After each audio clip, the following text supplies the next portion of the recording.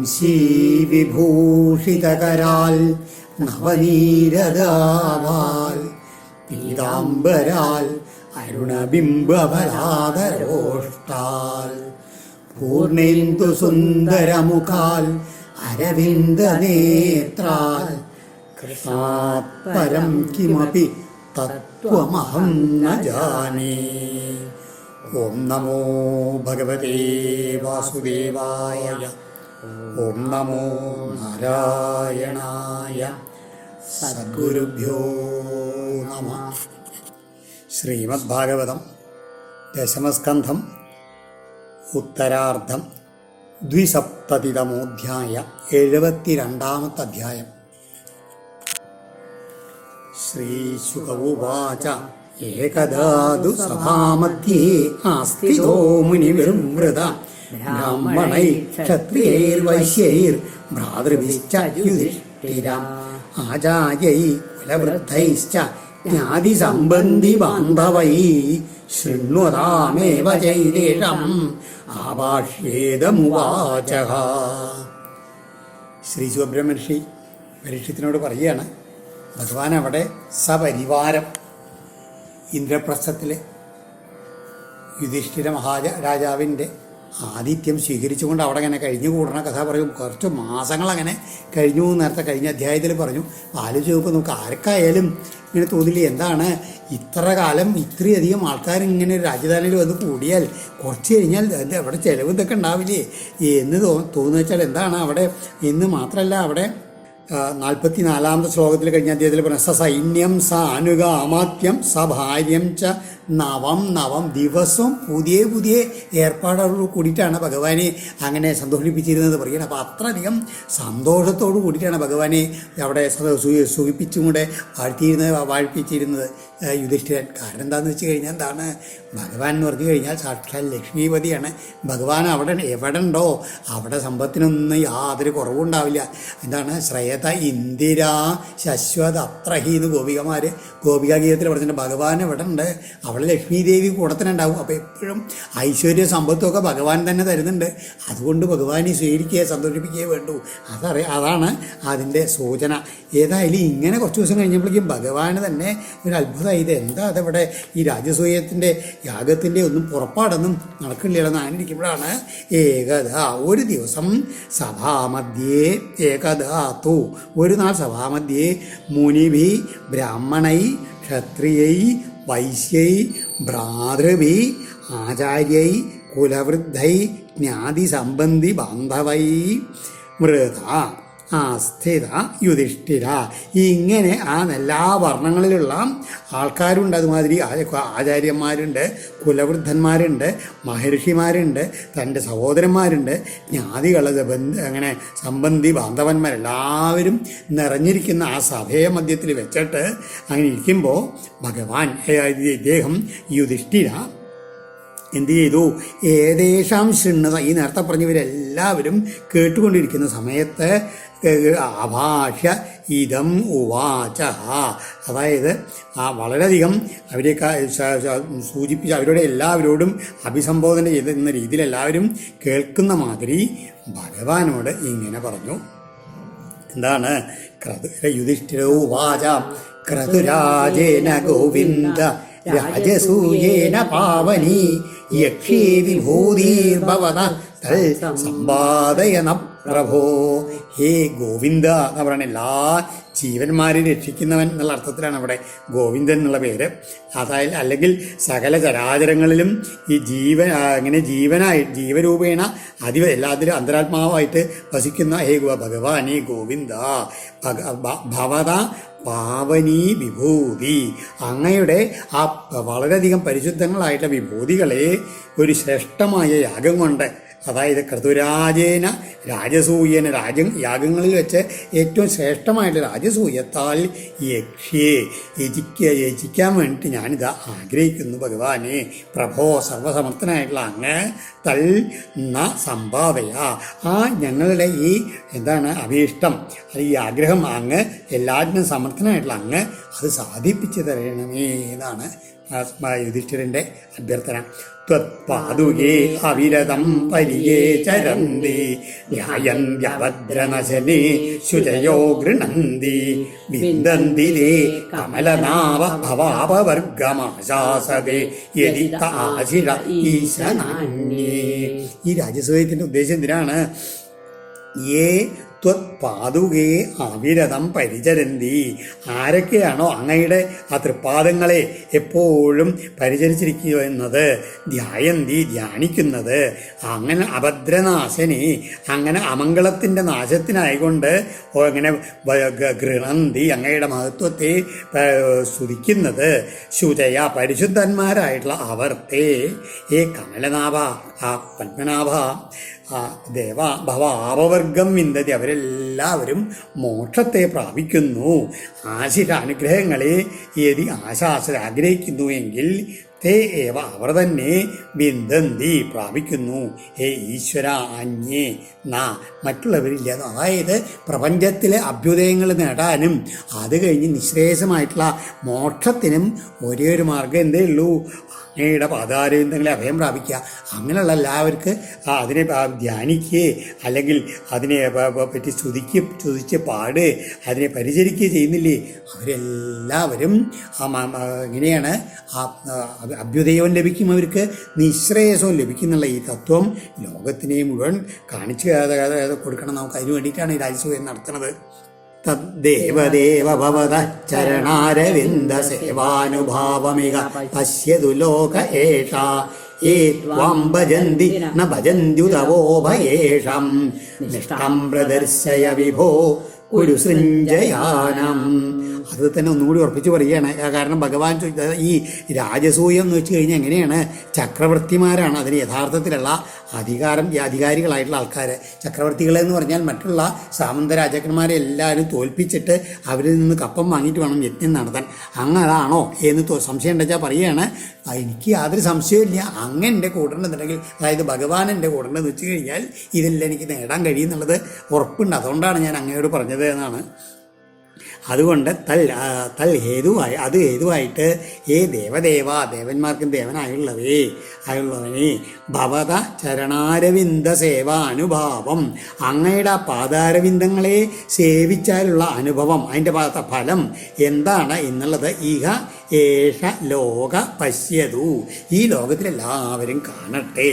ത്വാം യേ ഭജന്തി അങ്ങേ ആര് ഭജിക്കുന്നുവോ ന ഭജന്തിവ, ഇനി ആരാണ് അങ്ങേ ഭജിക്കാത്തത് അവർക്ക് രണ്ടുപേർക്കും ഉപയേഷാം നിഷ്ഠാം, അവർക്ക് എന്താണ് അവസ്ഥയെ ഉണ്ടാവുന്നത് എന്നുള്ളത് ഏ വിഭോ കുരുസൃഞ്ജയാനാം പ്രദർശയ, ഈ കുരുക്കളുടെ ഇടയിലും സൃഞ്ജയന്മാർക്ക് ഇടയിലും അത് മനസ്സിലാക്കി കൊടുക്കണം. അങ്ങയുടെ പാദസേവ ചെയ്യുന്നവർക്കുള്ള ഫലം എന്താണെന്നും അത് ചെയ്യാത്തവർക്കുള്ള ഫലം എന്താണെന്നുള്ളതും എല്ലാവർക്കും കാട്ടിക്കൊടുക്കണം.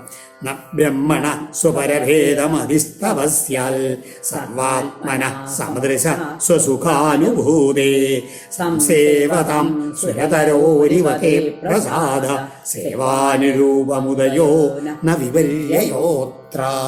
അപ്പോൾ ഭഗവാൻ ഒരു പക്ഷപാതിയാണെന്നുള്ള ബോധം വലിയ ചോദിക്കുമ്പോൾ അതാണ്, അങ്ങക്ക് യഥാർത്ഥത്തിൽ സ്വപരഭേദ മതിയില്ല എന്ന ബ്രഹ്മണ, അതായത് എങ്ങനെയാണ് അങ്ങ് ഉപാധിരഹിതനായിട്ട് സാക്ഷാൽ പരബ്രഹ്മ സ്വരൂപനാണ്. പിന്നെയോ സർവാത്മന എല്ലാവരുടെയും ആത്മാവായിരിക്കുന്ന ആളാണ്. അതുകൊണ്ട് തന്നെ സമദൃശ എല്ലാവരെയും ഒരുപോലെ കാണുന്നവനാണ് അങ്ങയ്ക്ക് അങ്ങനെ ആത്മാനന്ദത്തിൽ ഇരിക്കുന്ന സ്വസുഖാനുഭൂതേ അങ്ങനെ ഇരിക്കുന്ന അങ്ങയ്ക്ക് തവ സ്വപരഭേദമതി, അങ്ങയ്ക്ക് ഞാനെന്നും എൻ്റെ എന്നുള്ളതും അന്യൻ്റെ എന്നുള്ള ഭേദഭാവന നസ്യാൽ ഒരിക്കലും ഇല്ല, ഭവിക്കില്ല.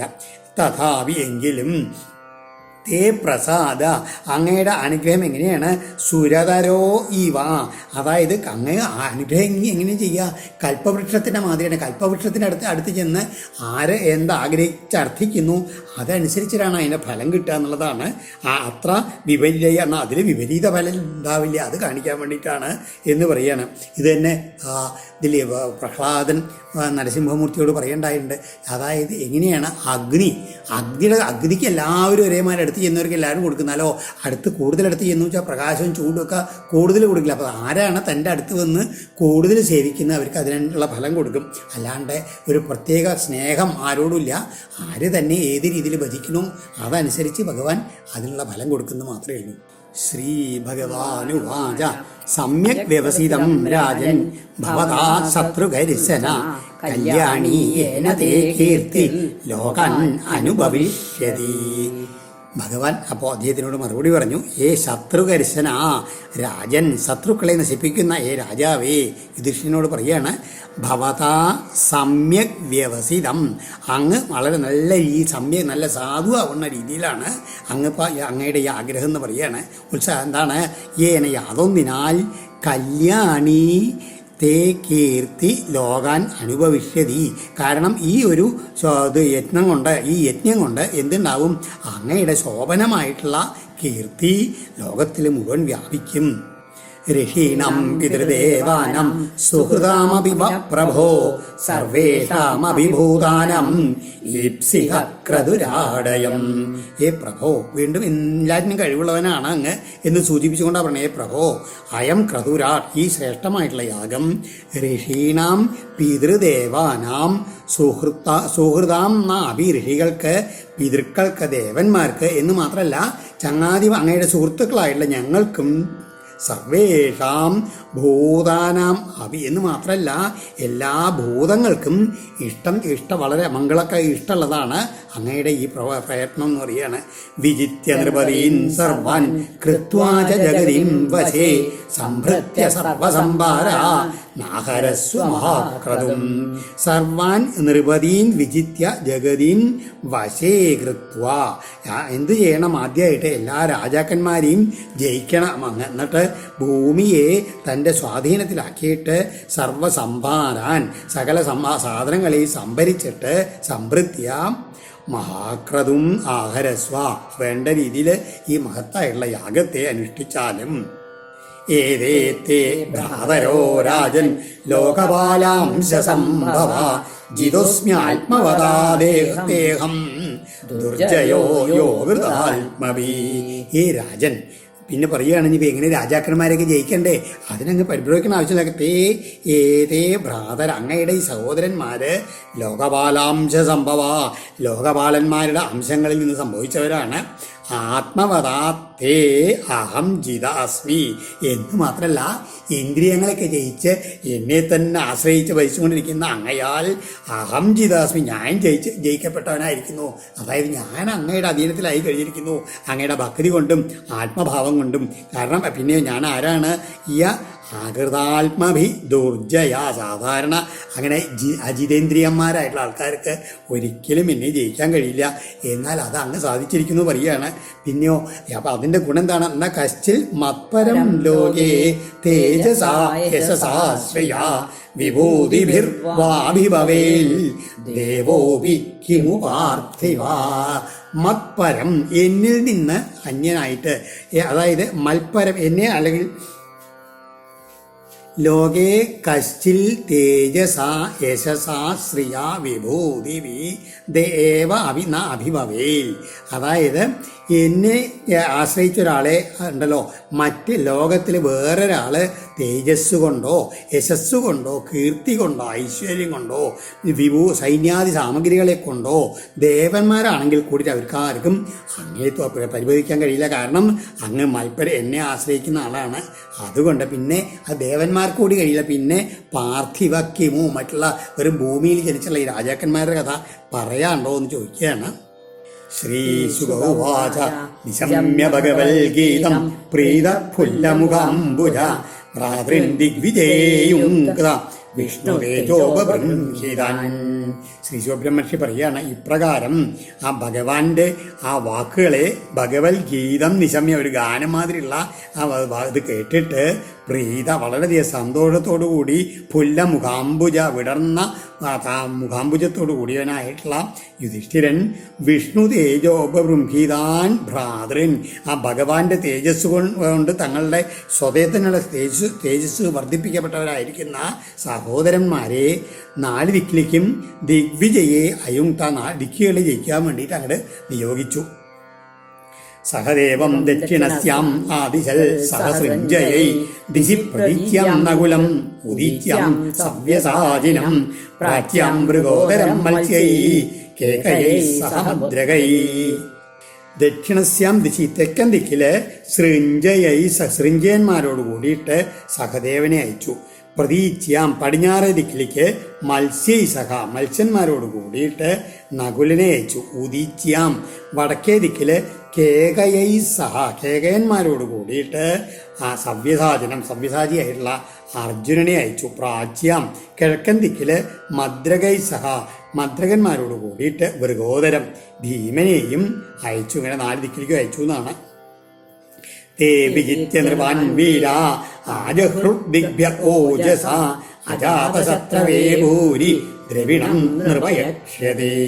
വീരാത്തെ വളരെ വീരന്മാരായുള്ള അവര് ഓജസ തങ്ങളുടെ ബലം കൊണ്ട് നൃപാൻ വിജത്യ മറ്റുള്ള അതാത് ദിക്കുകളിലുള്ള അവരെ പോയിട്ടുള്ള ദിക്കുകളിലുള്ള രാജാക്കന്മാരെ എല്ലാം വിജയിച്ചിട്ട് പരീക്ഷിത്തേ യക്ഷ്യതേ അജാതശത്രുവേ യജ്ഞം യജിക്കാൻ ഒരുങ്ങിയിരിക്കുന്ന അജാതശത്രുവായുള്ള യുധിഷ്ഠിരനായിക്കൊണ്ട് ദിഗ്ഭ്യ ഭൂരി ദ്രവിണം ആജഹ്രു തങ്ങൾ പോയിട്ടുള്ള ദിക്കുകളിൽ നിന്നെല്ലാം തങ്ങൾ കൊണ്ടുവന്നുള്ള ധാരാളം ധനത്തെ കൊണ്ടുവന്ന് കൊടുത്തു, ആഹരിച്ചു കൊണ്ടുവന്ന് കൊടുത്തു.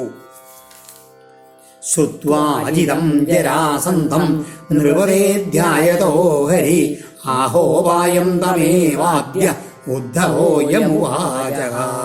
എന്നാലോ ജരാസന്ധം അജിതം ശ്രുത്വ ജരാസന്ധനെ ഇവരാരും പോയിട്ട് ജയിച്ചിട്ടില്ല എന്ന് കേട്ടിട്ട് ധ്യായത നൃപത ഇനിയിപ്പോൾ എന്താ വേണ്ടതെന്ന് ആലോചിക്കുന്ന രാജാവിന് ആദ്യനായിട്ടുള്ള ഭഗവാൻ ശ്രീഹരി യാതൊരു ഉപായത്തെ ഉദ്ധവ അതായത് ഉദ്ധവൻ തന്നോട് പറഞ്ഞു തന്നിട്ടല്ലോ അത് തം ഉപായം ആ ഉപായത്തെ തന്നെ ഉവാച പറഞ്ഞു. ആശ്ചര്യം എന്ന് പറയാണ് ഭഗവാൻ ഉദ്ധവൻ എന്ന് പറഞ്ഞു തന്നെ ഓർമ്മയുണ്ട്.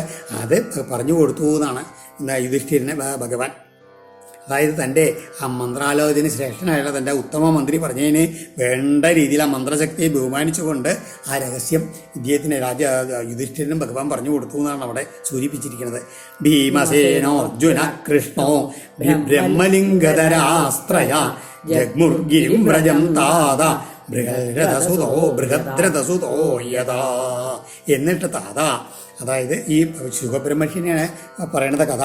പുത്ര ഭീമസേന അർജുന കൃഷ്ണ ഇങ്ങനെ യുധിഷ്ഠിര രാജാവിൻ്റെ അനുമതിയോട് കൂടിയിട്ട് ഞങ്ങൾ 3 പേരും പോയിട്ട് ഇദ്ദേഹത്തിന് ജയിച്ചു വരാമെന്നുള്ള ഭാവത്തിൽ ഭീമസേനും അർജുനനും ഭഗവാനും കൂടി 3 പേർ ബ്രഹ്മലിംഗധര ബ്രാഹ്മണ വേഷധാരികളായിട്ട് യഥ ബൃഹദ്രഥസുത എവിടെ ജരാസന്ധൻ ഇരിക്കുന്നുവോ ആ ഗിരിവ്രജത്തെ ജഗ്മു ജരാസന്ധൻ്റെ വാസസ്ഥാനമാണ് ഗിരിവ്രജം. അവിടേക്ക് പോയി. തേ ഗത്വാതിഥ്യവേലായം ഗൃഹേഷു ഗൃഹമേദിനം ബ്രഹ്മണ്യം സമയാചേരൻ രാജന്യാ ബ്രഹ്മലിംഗിന.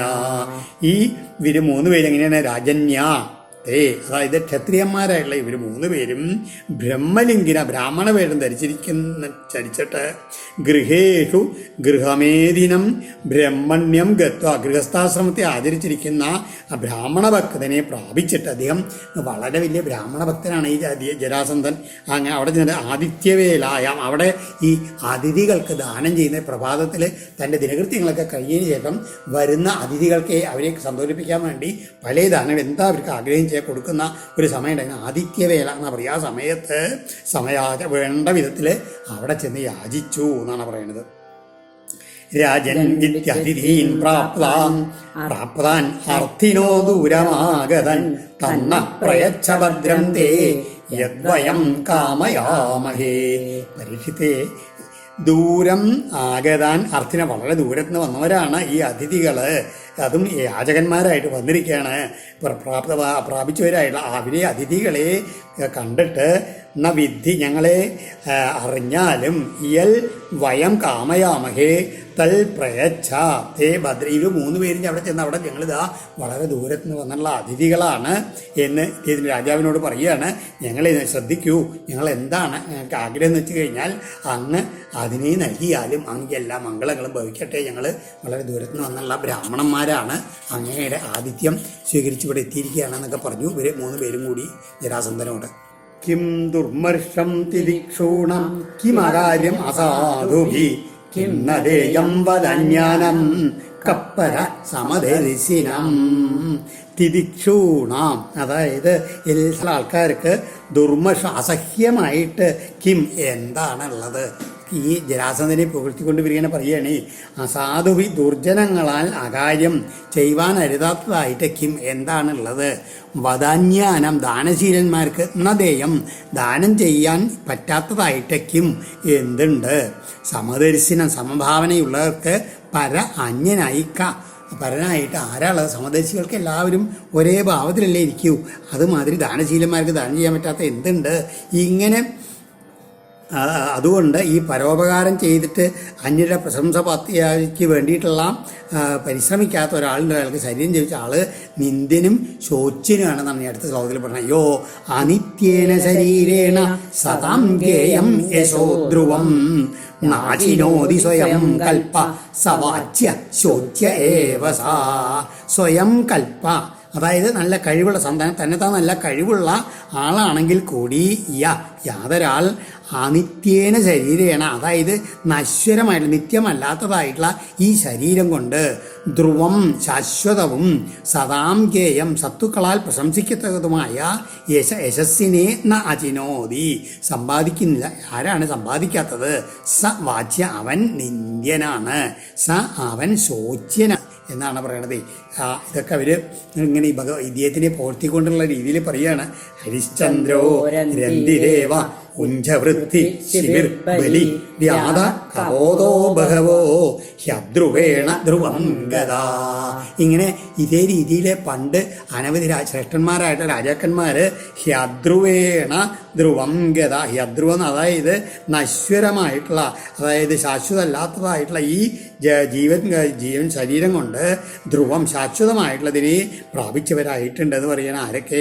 ഹരിശ്ചന്ദ്രൻ, രന്തിദേവൻ, ഉഞ്ചവൃത്തിയായിട്ടുള്ള മുദ്ഗലൻ, ശിബി, ബലി, മഹാബലി, കബോധം ഒരു മാടപ്രാവ്, വ്യാധൻ, ഇങ്ങനെ അനവധി അനേക പേരുണ്ട്. അങ്ങനെ ഓരോരുത്തരിൽ നശ്വരമായുള്ള ശരീരത്തെ ത്യജിച്ചുകൊണ്ട് ശാശ്വതമാക്കിയിട്ടുള്ള ആൾക്കാർ എന്ന് പറയാണ്. ശ്രീശുഗോവാച സ്വരൈർ ആകൃതിവിസ്താംസ്തു പ്രകോഷ്ടൈർജാഹതൈരവി രാജന്യബന്ധൂൻ വിജ്ഞായ ദൃഷ്ടപൂർവാനചിന്തയൽ. ഇങ്ങനെ ശ്രേഷ്ഠമായിട്ട് ഇതിനെ സ്തുതിച്ചുകൊണ്ടും ആ തത്വങ്ങൾ ധർമ്മങ്ങളൊക്കെ പറഞ്ഞുകൊണ്ടിരിക്കുന്ന ഈ 3 പേരെ കണ്ടിട്ട് ശ്രീ സുബ്രഹ്മണ്യ പറയുകയാണേ, സ്വരൈ ആകൃതി അവരുടെ ആ ശബ്ദം, അതുമാതിരി അവരുടെ ശരീരത്തിൻ്റെ ആകൃതി, പിന്നെയോ ജാഹതൈ പ്രകോഷ്ടൈ അവി ആ ഞാണ് തോളിലൊക്കെ വില്ലിൻ്റെ അമ്പിൻ്റെ ഞാണിൻ്റെ തഴമ്പ് അതിൽ വില്ലിൻ്റെ ഞാണിൻ്റെ തഴമ്പുണ്ട് തോളിലൊക്കെ എന്ന് മാത്രമല്ല പ്രകോഷ്ട കയ്യിലെ മണികണ്ഠങ്ങളങ്ങനെ കണ്ടത് നല്ല ശക്തിയുള്ളതൊക്കെ ഇതാണ്. അങ്ങനെയുള്ള ദൃഷ്ടപൂർവാൻ താൻ തൂ ആ രാജന്യ അവർ ഇവർ ബ്രാഹ്മണനെന്നല്ല ക്ഷത്രിയന്മാരാണെന്ന് മനസ്സിലാക്കുകയും ചെയ്തു. എന്ന് മാത്രമല്ല ദൃഷ്ടപൂജ ഇവരെവിടെയോ ഇതിനു മുമ്പ് വെച്ച് കണ്ടിട്ടുണ്ടല്ലോ എന്ന് മനസ്സിലാക്കിയിട്ട് അചിന്തയൽ ജരാസന്ധൻ ചിന്തിച്ചു. എവിടെ ഇവർ കണ്ടണ്ട അതിഥികളായിട്ട് വന്നിട്ടുണ്ട്, ബ്രാഹ്മണ രൂപത്തിലാണ്, എന്നാലോ ബ്രാഹ്മണരല്ല എനിക്ക് നല്ല ബോധ്യമുണ്ട് കേട്ടോ. ഞാൻ അദ്ദേഹം ചിന്തിച്ച് എന്താണ് രാജന്യബന്ധവോഹ്യേതേ ബ്രഹ്മലിംഗാനി ബിഭ്രതി ദദാമി ഭിക്ഷിതം തേഭ്യ ആത്മാനമവിദുസ്ത്യജം.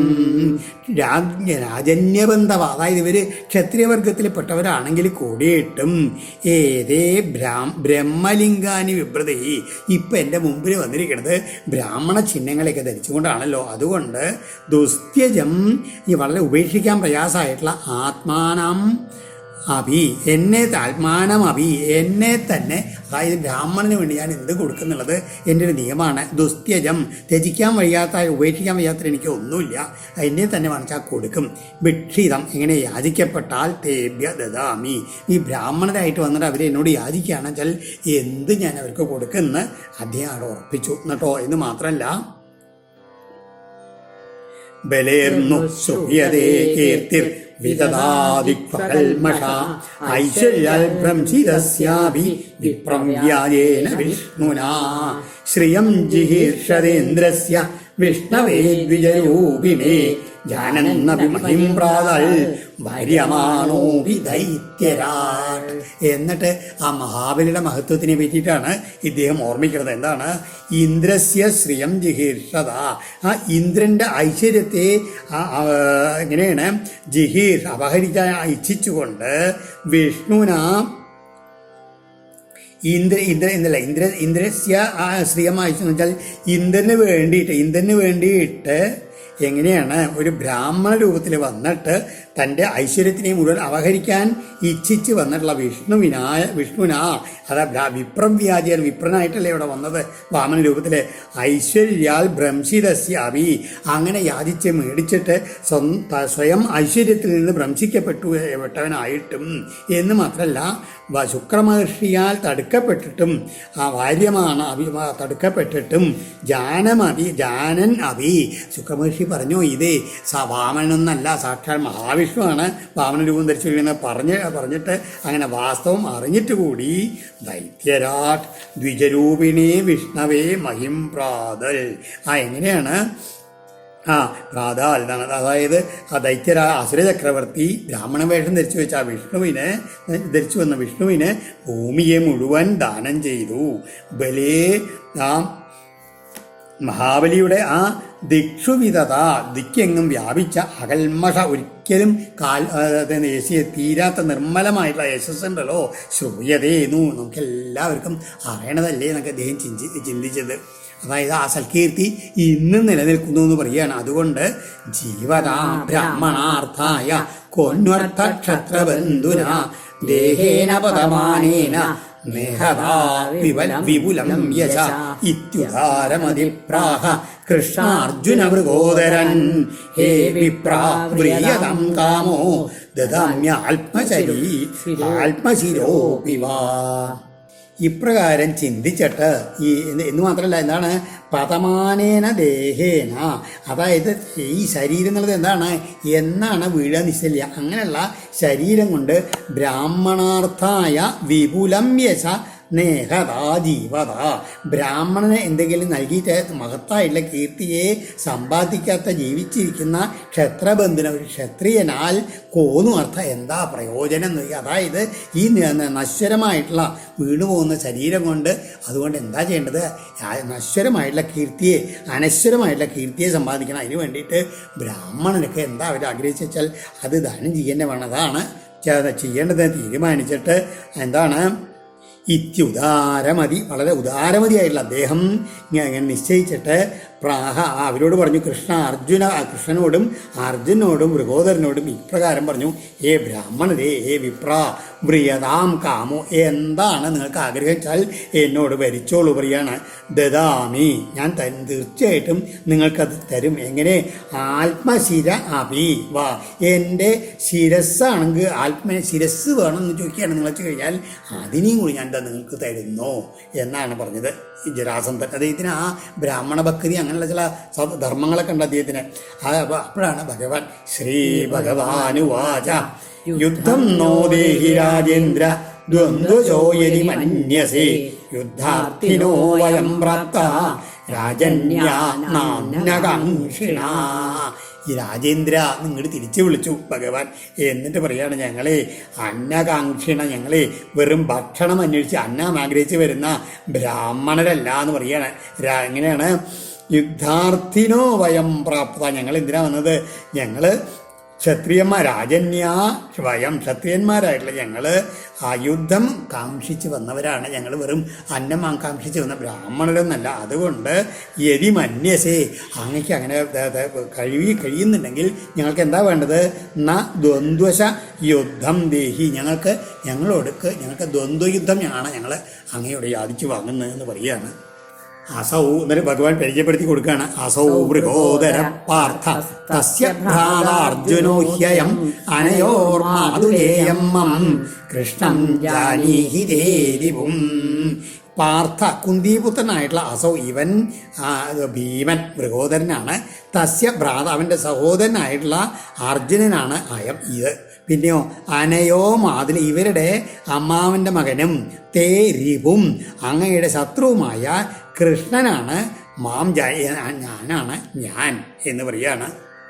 ഏവമാവേദിതോ രാജ ജഹാസോച്ചൈസ്മമാഗത ആഹമർഷിതോ മന്ദ യുദ്ധം തർഹി ദദാമി വാ. ഏവം ആവേദിത രാജാമാഗത, ഇപ്രകാരം അറിയിപ്പിക്കപ്പെട്ട സമയത്ത് ആ രാജാവായിട്ടുള്ള ജരാസന്ധൻ ഉറക്കെ അങ്ങോട്ട് പൊട്ടിച്ചിരിച്ചു. ജഹാസ എന്നിട്ടോ ഒപ്പം അപ്പോഴേക്ക് പൊട്ടിച്ചിരി എങ്ങനെയാണ്? ഒപ്പം തന്നെ കോപവും വന്നു, തന്നെ പറ്റിക്കുകയും ചെയ്തില്ലേ എന്നുള്ള ഭാവത്തിൽ അമർഷിത ക്രോധയുക്തനായിട്ട് പറയുകയും ചെയ്തു. ആഹച എടാ മന്ദന്മാരെ എന്നാണ്, മന്ദ ബുദ്ധിഹീനന്മാരെ, തർഹി അങ്ങനെയാണെങ്കിൽ വ യുദ്ധം ദദാമി. ശരി, അങ്ങനെയാണ് ദ്വന്ദ്വയുദ്ധമാണ് നിങ്ങൾക്ക് വേണ്ടല്ലേ? ഓ ശരി, എന്നാൽ ദ്വന്ദ്വയുദ്ധം തന്നെ തരാം എന്ന് പറയാണ്. കാരണം ബുദ്ധിഹീനന്മാരാണ് നിങ്ങൾ, എന്നെ ദ്വന്ദ്വയുദ്ധം കൊണ്ട് തോൽപ്പിക്കാൻ ഒന്നും പോണില്ല എന്നുള്ള ഭാവത്തിലാണ്. നത്വയാ ഭീരുണായോത്സ്യേ യുധി വിക്ലവചേതസ മധുരാം സ്വപുരിം ത്യക്വാ സമുദ്രം ശരണം ഗതാ. നിങ്ങളുടെ മൂന്നാളിൽ ആരാണോ അതിനോട് ദ്വന്ദ്വയുദ്ധം നോക്കാൻ നമുക്ക് പറയുകയാണ്. ആദ്യം പറയുകയാണ് എന്താണ്? നീയായിട്ട് ഞാൻ യുദ്ധം ചെയ്യില്ല. ഭഗവാനോട് പറയുകയാണ് നത്വയാ ഭീരുണായോത്സ്യേ, കാരണം നീയൊരു ഭീരുവാണെന്ന് പറയുകയാണ്. എന്താണ് കാരണം?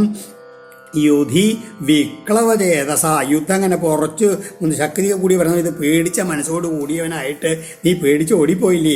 മധുരാം സ്വപുരിം മധുരാം ത്യക്വാ സമുദ്രം ചരണം കഥ. യുദ്ധം അങ്ങനെ ഒന്ന് ബലം പിടിച്ച് വരുമ്പോഴേക്കും പേടിച്ചോടിയിട്ട് മധുരയിൽ നിന്ന് പോയിട്ട് ആ ദ്വാരകയിൽ പോയിട്ട് ഒളിക്കല്ലേ നീ ചെയ്ത്. ഇത്തരം ഭീരുക്കളോട് ഞാൻ ദ്വന്ദ്വയുദ്ധമൊന്നും ചെയ്യില്ല, അതുകൊണ്ട് നിന്നോട് ഞാൻ ചെയ്യില്ല എന്ന് പറയുകയാണ്. അയം തു വയസാതുല്യോ നാദിസത്വോ നമേ സമ അർജുനോ നവീയോദ്ധ ഭീമതുല്യബലോ മമ. വയസ്സുകൊണ്ട് അതുല്യനാണ് ഇവൻ. ആരെ? അർജുനെ ചൂണ്ടിക്കാട്ടിട്ടാ പറയണേ. നാദിസത്വം, പിന്നെ വലിയ ബലമൊന്നുമില്ല, എൻ്റെ അടുത്തൊന്നും പിന്നെ പിടിക്കാൻ പറ്റുമോ? അയം അർജുനൻ, ഈ അർജുനൻ മേ സമ ന, ഈ അർജുനൻ എനിക്ക് തുല്യനല്ല, യുദ്ധം ചെയ്യാന്ന് പറയുകയാണ്. പിന്നെയോ ഭീമ മമ തുല്യബലം. ഒന്നുണ്ട്, ഭീമനോട് വേണച്ചാൽ ഒരു കൈ നോക്കാം, എൻ്റെ തുല്യബലമുള്ള ആളാണ് ഭീമൻ എന്ന് പറഞ്ഞ് തീരുമാനിച്ചു. ഇത്യുക്ത്വാ ഭീമസേനായ പ്രാദായ മഹരിം ഗദാം ദ്വിതീയം സ്വയമാദായ നിർജഗാമ ബുക്കുരാൽ ബഹി. അങ്ങനെ തന്നെ തീരുമാനിച്ച് ആ ഭീമസേനായ മഹരിം ഗദാം പ്രാദായ. ഒക്കെ വളരെ ഒരു യജ്ഞം മാതിരിയാണ് ഈ ദ്വന്ദ്വയുദ്ധം നടത്തുന്നത്. രണ്ട് ഗദകളൊക്കെ പൂജിച്ച് ചെയ്തതിന് ശേഷം രണ്ടുപേർക്ക് ഭീമന് ഒരു ഗദ എടുത്ത് കൊടുത്തു. ദ്വിതീയം സ്വയം അതായ താൻ രണ്ടാമത്തെ ഗദ താനും എടുത്തിട്ട് പുരാൽ ബഹി നിർജഗാമ, അതാ രാജസ്ഥാനിൻ്റെ പുറത്താണ് പോയിട്ട് അവിടെ ദ്വന്ദ്വയുദ്ധത്തിന് വേണ്ടിയിട്ടുള്ള ഒരു കളരി മാജിയൊക്കെ ഉണ്ടാക്കിയിട്ടുണ്ട്, അവിടെ ഇങ്ങോട്ട് പോയി കേട്ടോ. തഥാ സമേഖലേ വീരൗ സംയുക്താവിതരേതരൗ ജഗ്നതു വജ്രകൽപാഭ്യം ഗദാഭ്യം രണദുർമദൗ. അവിടെ അനന്തരം സമേഖലേ, ആ നല്ല നിരപ്പുള്ള യുദ്ധക്കളത്തില് ഇതരേതരൗ അന്യോന്യം സംയുക്തൗ ചേർന്നുകൊണ്ട് രണദുർമത്, രണ്ടുപേർക്ക് യുദ്ധത്തിലുള്ള അഹങ്കാരം നല്ലോണ്ട്. അങ്ങനെയുള്ള വീരന്മാരായിട്ടുള്ള അവര് വജ്രകൽപാഭ്യാം ഗദാഭ്യാം ജഗ്നതു, നല്ല വജ്രങ്ങളുടെ ഇതുള്ള ബലമുള്ള സദൃശങ്ങളായിട്ടുള്ള ഗദകളെ കൊണ്ട് അങ്ങോട്ടും അങ്ങോട്ട് പ്രഹരിച്ചുകൊണ്ടാണ് ദ്വന്ദ്വയുദ്ധം തുടങ്ങിയെന്ന് പറയുകയാണ്. മണ്ഡലാനി വിചിത്രാണി സവ്യം ദക്ഷിണമേവ ചരതോ ശുചുഭേ യുദ്ധം നടയോരിവരങ്കിണോ. സവ്യം ദക്ഷിണം ഇങ്ങനെ അതായത് ഇടത്തോട് തിരിയുക വലത്തോട് തിരിയുക, ഇങ്ങനെയുള്ള പല തരത്തിലുള്ള വിചിത്രാണി മണ്ഡലാനി ചരതോ, പലതരത്തിലുള്ള നടപ്പുകളും ചലനങ്ങളും കൂടി അങ്ങനെ സഞ്ചരിക്കുന്നവരുടെ ആ യുദ്ധം രംഗിണോ നടയോ ഇവർ ആ രംഗത്തിൽ പ്രവേശിച്ച രണ്ട് നടന്മാരുടെ പോലെ വളരെയധികം ശോഭിച്ചു എന്ന് പറയുകയാണ്. തതശ്ചടചടാ ശബ്ദോ വജ്രനിഷ്പേഷ സന്നിഭ ഗതയോ ക്ഷിപ്തയോ രാജൻ ദന്തയോരിവ ദന്തിനോ. ആ ദ്വന്ദ്വയുദ്ധത്തിൽ എങ്ങനെയാണ് ദന്തിനോ ദന്തയോ ഇവ ഇവരങ്ങനെ ഗതകളെ കൊണ്ട് അങ്ങോട്ട് കൊണ്ട് കൂട്ടിയിടിക്കുന്ന ആ ചടചട ശബ്ദം ഉണ്ടല്ലോ, അത് ആനകൾ രണ്ട് മതയാനകൾ തമ്മിൽ അങ്ങനെ പൊരുതുന്ന സമയത്ത് അവരുടെ കൊമ്പുകളങ്ങനെ അങ്ങോട്ടും ഇങ്ങോട്ടും കൂട്ടിമുട്ടി ഉണ്ടാക്കുന്ന ശബ്ദമല്ലേ, അതുമാതിരി വജ്ര ഘട്ടന ശബ്ദം പോലെ അങ്ങനെ ഉണ്ടായി ഭയങ്കരമായിട്ടുള്ള ശബ്ദങ്ങൾ ഉണ്ടായിക്കൊണ്ടിരുന്നു പറയുകയാണ്. തേവൈകതേ ഭുജജവേന നിപത്യമാനേ അന്യോന്യതോം സകടിപാദകരോരു ജത്രൂൻ ചൂർണീബഭൂവതുരുപേത്യ യഥാർക്കശാകേ സംയുധ്യതോർ വിഗതയോരിവതിപ്രമന്യോ. ഇങ്ങനെ ഉജ്ജ്വലിച്ച ഉദാഹരണം വളരെയധികം കോപത്തോടു കൂടിയിട്ട് ഇവർ ദീപ്തമന്വോ എന്നിട്ടോ ഭുജജവേന ദീപത്യമാണ് തങ്ങളുടെ കൈവേഗം കൊണ്ട് അങ്ങനെ വീഴ്ത്തുന്ന ഒരാളുടെ കൈവേഗം കൊണ്ട് മറ്റാളുടെ ഗത അടിച്ച് വീഴ്ത്തും. അപ്പോഴേക്കും മറ്റാളുടെ കിട്ടും അങ്ങനെ തേ ഗതേ ആ ഗതകൾ ദീപ്തമന്വോ അന്യോന്യത അസംഘടിപാതകരോരു ജത്രൂൻ അങ്ങോട്ടും ഇങ്ങോട്ട് തോളുകളെ ഇടുപ്പുകളെ കാലുകളെ കൈകളെ തുടകളെ സ്കന്ധപ്രദേശം ഇവിടുത്തെ എല്ലുകളെയൊക്കെ ഇനപ്പോൾ ഉപേത്യ സംയുധ്യതോ ദ്വിരതയോ അർക്കശാഖേ ഇവ ചൂർണീബഭൂവെന്ന് പറയും. ഇവരങ്ങനെ അങ്ങോട്ടും ഇങ്ങോട്ടും ഈ ഗത കൊണ്ടുണ്ടല്ലോ, ചിലപ്പോൾ ഗത കൊണ്ട് അടിക്കുമ്പോൾ ഗതേമ്പിൽ കൊണ്ടില്ലെങ്കിൽ ഇവരുടെ ശരീരത്തിലെ ആന കൊള്ളുക. അങ്ങനെ ശരീരത്തിൻ്റെ ഓരോ അവയവങ്ങളിൽ ഇങ്ങനെ കൊള്ളണ സമയത്തുള്ള ആനകളുടെ അതിലെ ശരീരത്തിൽ എരിക്കും വടികൾ കൊണ്ട് തന്നെ അടിച്ച് എങ്ങനെയുണ്ടോ ആ വേഗത്തിൽ ആ വടികൾ മുറിയുന്നല്ലാണ്ട് അവർക്ക് ശരീരത്തിനൊന്നും പറ്റണമെന്നില്ല. എന്നാലോ ഗതകളായിട്ട് കയ്യിൽ നിന്ന് തെറിച്ച് വീഴും, വീണ്ടും അങ്ങ് എടുക്കും. അങ്ങോട്ടും ഇങ്ങോട്ടുള്ള അട്ടി ഇട്ടി ബഹളം അങ്ങനെ വർദ്ധിച്ചു കൊണ്ടേയിരിക്കുകയാണ്. ഗതകൾ ചിലപ്പോൾ അങ്ങനെ പൊടിയായിട്ട് അങ്ങനെ പോവുകയും ചെയ്യും. ചില സമയത്ത് ചൂർണീബഭൂത് ഗതകളാണ് അങ്ങനെ പൊടിയായി പോന്നിരുന്നത്. ഇത്തം തയോ പ്രഹതയോർഗതയോർ നിർവീരൗ ക്രുദ്ധൗ സ്വമുഷ്ടിഭിരയസ്പരിശൈരഭിഷ്ടം ശബ്ദസ്തയോ പ്രഹരതോരിവയോരിവാസീ നിർഘാത വജ്രപരുഷ തലതാടനോത്ഥ. അത് യുദ്ധം വീണ്ടും അങ്ങനെ അഗംഭീരമായിട്ട് വർണ്ണിക്കുകയാണ്. ഇത്തം തയോ ഗതയോ പ്രഹതയോ ഇങ്ങനെ അന്യോന്യ ഗതകൾ പൊടിഞ്ഞ് പ്രയോഗിച്ചിട്ട് പൊടിഞ്ഞ സമയത്ത് ക്രുദ്ധൗ നിർവീരോ ക്രോധിച്ചുള്ള രണ്ട് നരശ്രേഷ്ഠന്മാര് അയസ്പരിശൈ സ്വമുഷ്ടിഭി ഗതകളൊക്കെ കയ്യിൽ നിന്ന് പൊടിഞ്ഞു പോയ സമയത്ത് തങ്ങളുടെ ആര് ഇരുമ്പ് പോലെ കഠിനങ്ങളായിട്ടുള്ള കൈകളെ കൊണ്ട് ഇഷ്ടം അങ്ങോട്ടും ഇങ്ങോട്ടും അങ്ങനെ കൈകൊണ്ട് മുഷ്ടിയുദ്ധം തുടങ്ങിയെന്ന് പറയുകയാണ്. ഏതുമാതിരി ഇവയോ ഇവ പ്രഹരതോ തയോ ആനകളെ പോലെ അങ്ങോട്ടും ഇങ്ങോട്ടും പ്രഹരിക്കുന്ന അവരുടെ കൈകൾ കൊണ്ട് അടിക്കുമ്പോൾ ഉണ്ടായിട്ടുള്ള ആ നിർഘാത വജ്ര പരുഷ ആ ഇടിശബ്ദം പോലെ കഠിനമായിട്ടുള്ള ഒച്ച അങ്ങനെ ദിക്കുകൾ മുഴുവൻ അങ്ങനെ മുഴങ്ങാൻ തുടങ്ങിയെന്ന് പറയുകയാണ്. തയോരേവം പ്രഹരതോ സമശിക്ഷാബലൗജസോ നിർവിശേഷമഭൂൽയുദ്ധം അക്ഷീണജവയോർ നൃവാ. എന്തിനു പറയണു, ഒരു ദിവസം കൊണ്ട് തന്നെ അനവധി ദിവസങ്ങൾ അങ്ങനെ ദ്വന്ദ്വയുദ്ധം നീങ്ങാ പറയണത്. ഏവം പ്രഹരതോ ഇങ്ങനെ അങ്ങോട്ടും ഇങ്ങോട്ടും പ്രഹരിക്കുന്നവരും സമശിക്ഷാബല ഊജസ് രണ്ടുപേർക്കും തുല്യമായിട്ടുള്ള ബലമുണ്ട്, അഭ്യാസമുണ്ട്, പ്രഭാവമുണ്ട്. അങ്ങനെ അക്ഷീണജവയോ രണ്ടുപേരും ക്ഷീണിക്കാത്ത രീതിയിലുള്ള ശക്തിയോടും കൂടിയിട്ടുള്ള അവരെ തയോ യുദ്ധം പരീക്ഷത്തെ നിർവിശേഷം അഭൂൽ. അതായത് ആരാ ജയിക്കുക ആരാ തോൽക്കുക അറിയാത്ത രീതിയിൽ അങ്ങനെ തുറന്നുകൊണ്ടിരുന്നു എന്ന് പറയുകയാണ്. ഏവം തയോർ മഹാരാജ യുദ്ധ്യതോ 27 ദിനാനി നിരകം തത്ര സുഹൃൽവൽ നിശിതിഷ്ഠതോ ഹേ മഹാരാജൻ പരീക്ഷിത്തെ ഇപ്രകാരം ഇവരുടെ ഏവം യുദ്ധ്യതോ ഇവരെങ്ങനെയാണ് പകലാണ് ഈ ദ്വന്ദ്വയുദ്ധം. രാവിലെ തുടങ്ങിയാൽ വൈകുന്നേരം വരെ ദ്വന്ദ്വയുദ്ധം, അത് കഴിഞ്ഞാൽ തിരിഞ്ഞിട്ട് രാത്രി അതേ ആ യജ്ഞശാലയിൽ തന്നെയാണ് രണ്ടുപേര് എല്ലാവരും സുഹൃദ്വൽ തത്ര തിഷ്ഠതോ നിശി സുഹൃത്തുക്കളെ മാതിരി അങ്ങോട്ടും ഇങ്ങോട്ടും ഓരോ കളി തമാശ പറഞ്ഞുകൊണ്ടിരിക്കുന്നവരുമായിട്ടുള്ള അവരുടെ ആ ദ്വന്ദ്വയുദ്ധം എന്നുള്ള യജ്ഞം ഉണ്ടല്ലോ 27 ദിവസം കഴിഞ്ഞു എന്ന് പറയുകയാണ്. അങ്ങനെ ഇരിക്കുമ്പോഴേക്കും ജയവും തോൽവിയില്ലാണ്ട് ഇതിങ്ങനെ തുറന്നുകൊണ്ടേയിരിക്കുകയാണ്. ഏകദാ മാതുലേയം വൈ പ്രാഹരാജൻ മൃഗോദര ന ശക്തോഹം ജരാസന്ധം നിർജേതും യുധി മാധവ.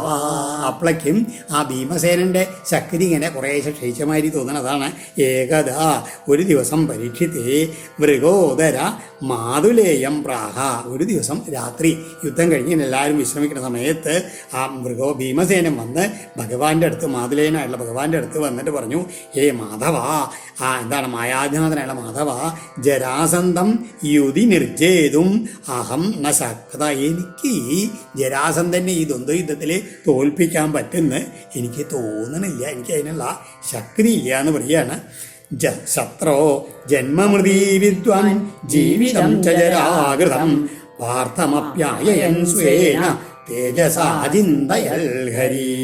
ശത്രോ ജന്മമൃതി. അപ്പൊ ശത്രുവായിട്ടുള്ള ജരാസന്ധന്റെ ആ ജനനത്തിലുള്ള കാരണവും എങ്ങനെയാണ് മരിക്കുക എന്നുള്ളതും ജരയാൽ ജയപ്പെട്ട ജീവിതത്തെയും നന്നായി അറിഞ്ഞിരിക്കുന്ന വിദ്വാൻ ശ്രീഹരി സ്വേന തേജസ, തൻ്റെ ശക്തി കൊണ്ട് പാർത്ഥം ആപ്യായൻ അചിന്തയൽ, ഒന്ന് പേടിക്കേണ്ട എന്ന് പറഞ്ഞുകൊണ്ട് ആ തൽക്കാലം ഭീമനെ തൻ്റെ ശക്തി കുറച്ചുകൂടി നൽകിക്കൊണ്ടാണ് ഭീമന്റെ ശക്തി വർദ്ധിപ്പിച്ചുകൊണ്ട് എന്നിട്ട് ഭഗവാൻ ഒന്നങ്ങനെ ചിന്തിച്ചു. ഇവിടെ സൂചിപ്പിച്ചിട്ടുള്ള ജരാസന്ധന്റെ ജനനം എങ്ങനെ ഉണ്ടായതെന്നും അദ്ദേഹം എങ്ങനെയാണ് മരിക്കുക എന്നുള്ളതൊക്കെ അത് മഹാഭാരതത്തിൽ സൂചിപ്പിച്ചിട്ടുണ്ട്. അതായത് ഈ ജരാസന്ധൻ അച്ഛനായിട്ടുള്ള ബൃഹദ്രഥന് 2 പത്നിമാരുണ്ടായിരുന്നു. അദ്ദേഹത്തിന് സന്തതി എന്നില്ലാത്ത സമയത്ത് ആ ഒരു സന്യാസി വന്ന് പ്രാർത്ഥിച്ചിട്ട് ആ സന്യാസിനിയിൽ നിന്ന് അദ്ദേഹം ഒരു ഫലം ലഭിച്ചു. ആ സന്യാസിയിൽ നിന്ന് പുത്രൻ ഉണ്ടാകാൻ വേണ്ടിയിട്ടുള്ള ഈ ഫലത്തിനെ എന്ത് ചെയ്തു, അദ്ദേഹം നടുക്കെ ഇങ്ങോട്ട് മുറിച്ചിട്ട് 2 കഷ്ണമായിട്ട് അദ്ദേഹത്തിൻ്റെ 2 പത്നിമാർക്ക് കൊണ്ട് കൊടുത്തു എന്നാണ്. അപ്പോൾ ഈ ഫലത്തിൻ്റെ അർത്ഥം ഭക്ഷിച്ചുള്ള 2 പത്നിമാരും പ്രസവിച്ചു. എങ്ങനെയാണ് ഓരോ ശരീരാർത്ഥങ്ങളെയാണ് അത്രേ പ്രസവിച്ചത്. അപ്പോൾ ജീവനും ഉണ്ടായിരുന്നില്ല. അപ്പോൾ എന്ത് ചെയ്തു, ഈ 2നെയും രാജാവ് വളരെ വിഷമിച്ചുകൊണ്ട് പുറത്ത് കളയും ചെയ്തു. എന്നാൽ രാത്രി ജര എന്ന് പറഞ്ഞുള്ള ഒരു പിശാച് വന്നിട്ട് നോക്കിയപ്പോഴാണ് ഈ ചെറിയ കുട്ടികളുടെ ശരീരം 2 കഷ്ണങ്ങൾ കിടക്കുന്നത് കണ്ടപ്പോൾ വേഗം ജര കൗതുകത്തോടി വന്ന് അതിനെ അങ്ങോട്ട് യോജിപ്പിച്ചപ്പോൾ നല്ല സുന്ദരനായിട്ടൊരു ഉണ്ണി. അപ്പോൾ ജര തന്നെ ആ ഉണ്ണിക്ക് ജീവനും കൊടുത്തു. അതാണ് ജരയാൽ സന്ധിച്ചുകൊണ്ടാണ് ജരാസന്ധൻ ഈ ഇദ്ദേഹത്തിന് പേര് വന്നത്. അപ്പോൾ ആ ജരയാസന്ധിതോ യസ്മാൽ ജരാസന്ധോഭവത്വയം എന്ന് സഭാപർവത്തിൽ പറയുന്നുണ്ട്. അപ്പോൾ ഈ ഇദ്ദേഹത്തിന് ഒരു വരവും കൊടുത്തിട്ടുണ്ട്. ഇതേ രീതിയിൽ ശരീരം പിളർന്ന് 2ആക്കി വലിച്ചെറിഞ്ഞാൽ മാത്രമേ ഇദ്ദേഹത്തിന് മൃത്യു ഉണ്ടാവൂ എന്നുള്ളത്. അത് ഭഗവാനറിയാം, വേറെ ആർക്കും അറിയില്ല. അതാണ് പറഞ്ഞത്, സഞ്ചിൻ തേജസാചിന്തയൽ ഹരി സഞ്ചിന്യാരിവധോപായം ഭീമസ്യാമോഘ ദർശന ദർശയാമാസ വിടപം പടയന്നിവസഞ്ജയാ. ആ ശത്രുവിനെ വധിക്കാനുള്ള ഉപായം അമോഘദർശനായിട്ടുള്ള ഭഗവാൻ ചിന്തിച്ച് മനസ്സിലാക്കിയിട്ട് എന്ത് ചെയ്തു, ആ ഭീമന് ആ യുദ്ധസമയത്ത് ഇങ്ങനെ സജ്ഞയ കാണിച്ചു കൊടുത്തു. എങ്ങനെയാണ്, വിടവം പാടയന്നിവ, ഒരു വൃക്ഷത്തിൻ്റെ ചില്ല ഇങ്ങനെ മുമ്പിലെടുത്തിട്ട് അതിനെ നടുക്ക് കൂടെ ഇങ്ങനെ വേലെങ്കിൽ 2ആയിട്ട് അങ്ങനെ കീറിയിട്ട് അങ്ങനെ കാണിച്ചു കൊടുത്തു. ഭീമൻ ഇങ്ങനെയായാൽ മാത്രമേ ഇദ്ദേഹത്തിനെ കൊല്ലാൻ പറ്റൂ എന്നുള്ള രീതിയിൽ. തദ്വിജ്ഞായ മഹാസത്വോ ഭീമ പ്രഹരദംബര ഗൃഹീത്വാ പാദയോ ശത്രും പാദയാമാസ ഭൂതലേ. അതറിഞ്ഞ ഉടനെ തന്നെ മഹാസത്വോ, വളരെ പ്രഹരിക്കാൻ മിടുക്കാനുള്ള ഭീമ പ്രഹരദാംബരനായിട്ടുള്ള ഭീമൻ എന്ത് ചെയ്തു, അദ്ദേഹത്തിൻ്റെ ഇതിനകത്ത് മനസ്സിലാക്കിയിട്ട് എന്ത് ചെയ്തു, ശത്രുവിന് ഗൃഹീത്വാ പാദയോ ശത്രും പാദയാമാസ ഭൂതലേ, തൻ്റെ ശത്രുവായുള്ള ജരാസന്ധനെ അടുത്ത നിമിഷത്തിൽ തന്നെ വേഗം അങ്ങോട്ട് പിടിച്ചിട്ട് അങ്ങോട്ട് താഴ്ത്തി അങ്ങോട്ട് നിലത്തിക്കാണ്ട് വലിച്ച് അങ്ങോട്ട് ഇട്ടു എന്നിട്ടോ. അവൻ്റെ ഒരു ഏകം പാദം പദക്രമ്യ ദൗർഭ്യാമന്യം പ്രഗൃഹ്യസ ഗുദത പാടയാമാസ ശാഖാമിവ മഹാഗജാ. ഒരു കാലം കൊണ്ട് അവൻ്റെ ഒരു കാലമ്പിൽ അങ്ങോട്ട് ചവിട്ടി അങ്ങോട്ട് നിന്നു. ഏകം പാദം പദക്രമ്യ, പിന്നെയോ ദൗർഭ്യമന്യം പ്രഗൃഹ്യസ, കൈകളെ കൊണ്ട് മറ്റേ കാല് പിടിച്ച് അങ്ങോട്ട് വലിച്ചിട്ട് അങ്ങോട്ട് ഗൂതത പാടയാമാസ ആ മൂലത്തിൽ നിന്ന് അങ്ങോട്ട് പിടിച്ചങ്ങോട്ട് വലിച്ചങ്ങോട്ട് കീറിയിട്ട് ഒരു ആന മഹാഗജ ഒരു കൊമ്പിന് വൃക്ഷത്തിൻ്റെ കൊമ്പിനെ അങ്ങോട്ട് വലിച്ച് കീറുന്നത് മാതിരി ജരാസന്ധൻ്റെ ശരീരത്തിനെ രണ്ടായിട്ട് അങ്ങോട്ട് കീറി നട്ടോ. എങ്ങനെയാണ്? ഏകപാദോ ഒരു വൃഷണ കടിപൃഷ്ടസ്ഥനാം സഖേ ഏകവാക്കു അക്ഷിഭൂകർണേ ശകലേതത് സുപ്രജ. അങ്ങനെയാണ് ഓരോ കഷ്ണത്തിലും ഒരു കാല്, ഒരു തൊട, ഒരു വൃഷണം, ഒരു ഇടുപ്പ്, ഒരു ഇതിൽ പുറം ഒക്കെ ഓരോന്നും ഓരോ ഒരു കയ്യ്, ഒരു കണ്ണ്, പുരികൻ, ചെവി, ഇങ്ങനെ 2 ശരീരാർത്ഥങ്ങളായിട്ട് വീണ് കിടന്നതായിട്ട് അവിടെ എല്ലാവരും ഈ ജരാസന്ധൻ്റെ പ്രജകളെല്ലാവരും ദദൃശു പ്രജ കണ്ടു എന്ന് പറയുകയാണ്. ആഹാകാരോ മഹാനാസി നിഹതേ മഗധേശ്വരേ പൂജയാമാസ ദുർഭീമം പരിരഭ്യ ജയാച്യുതോ. അപ്പോഴേക്കും ആഹാകാരം ഉണ്ടായി അവിടെ മഹാത്തായിട്ടുള്ള അവിടെ ജരാസന്ധൻ കൊല്ലപ്പെട്ട സമയത്ത് ആ അർജുനനും ശ്രീകൃഷ്ണനും തങ്ങളുടെ ഭീമനെ പുറന്നിട്ട് വളരെയധികം അഭിനന്ദിച്ചു. പൂജയാമാസ ദുർഭീമം പരിരഭ്യ ജയാച്യുതൗ സഹദേവം തത്തനയം ഭഗവൻ ഭൂതഭാവന അഭ്യഷിഞ്ചൽ അമേയാത്മാ മരദാനം പതിം പ്രഭു. അതിനുശേഷം അമേയാത്മാവായിട്ടുള്ള ആ പ്രഭുവായിട്ടുള്ള ഭഗവാൻ എന്ത് ചെയ്തു? ആ സഹദേവം തത്തനയം, അതായത് ഈ ജരാസന്ധൻ്റെ പുത്രനായുള്ള സഹദേവനെ അഭ്യഷിഞ്ചൽ അദ്ദേഹത്തിനെ അവിടുത്തെ രാജാവായിട്ട് അഭിഷേകം ചെയ്തു. എങ്ങനെയാണ്? ഭൂതഭാവന പ്രപഞ്ചത്തിൻ്റെ സൃഷ്ടിസ്ഥിതി സംഹാരത്തിന് മുഴുവൻ കാരണക്കാരനാണ് ഈ ഭഗവാൻ. അദ്ദേഹം ജരാസന്ധപുത്രനായ സഹദേവനെ മഗധ രാജാവായിട്ടാണ് അഭിഷേകം ചെയ്തു. എന്നിട്ടോ മോചയാമാസ രാജന്യൻ സമൃദ്ധാമാഗതേനയേ. അതിനുശേഷം ആ ജരാസന്ധൻ കാരാഗൃഹത്തിൽ അടച്ചു വെച്ചിട്ടുള്ള ആ സാമന്ത രാജാക്കന്മാരെ എല്ലാവരെയും ഭഗവാൻ മോചിപ്പിക്കുകയും ചെയ്തു. ഓം ശ്രീകൃഷ്ണാർപ്പണമസ്തു. ഇതി ശ്രീമദ് ഭാഗവതേ മഹാപുരാണേ പാരമഹംസ്യം സംഹിതായാം ദശമസ്കന്ധേ ഉത്തരാർദ്ധേ ജരാസന്ധവതോ നാമ ദ്വിസപ്തതിതമോധ്യായ. സർവത്ര ഗോവിന്ദനാമ സങ്കീർത്തനം. ഗോവിന്ദ ഗോവിന്ദ.